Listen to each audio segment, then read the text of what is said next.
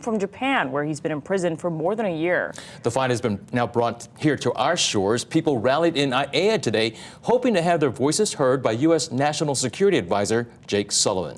Sullivan took part in a meeting with his counterparts from Japan and South Korea at the U.S. Indo-Pacific Command at Camp Smith. Outside, people gathered with signs. Their message, bring Ridge home. KITV4's Marissa Yamani now joins us live to explain. Marissa. Mika and Rick, this is Ridge Alconis. He's the U.S. Navy lieutenant who's currently in prison in Japan. And his wife, Brittany, has been leading the effort to bring Ridge home. The Alconis family was living in Japan with Ridge based at Yokosuka. Last year in May, Ridge was driving his family down Mount Fuji after going on a hike when he went unconscious, and the vehicle ended up crashing into and killing an 85-year-old woman and her 54-year-old son. Ridge was sentenced to 3 years in prison for negligent driving, and his appeals were denied.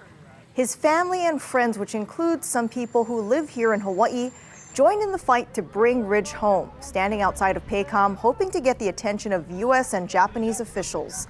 They say Ridge had acute mountain sickness and didn't simply fall asleep at the wheel, and they believe he's being unfairly punished. And our hope is that our voices will be loud enough so that ultimately the Biden administration will get behind Ridge's story, hear him out, and to correct something terribly that has been wrong, where Ridge Alconis is now suffering 3 years in jail, where he will be stripped of his title, he will be essentially stripped from his position in the Navy, his benefits will be lost, he'll lose his job, his retirement. Bring Ridge home.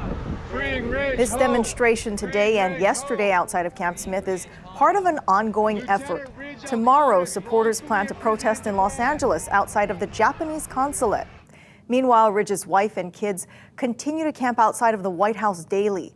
She hopes to meet with President Biden to plead for his help to bring Ridge home. Marissa Yamane, KITV4 Island News.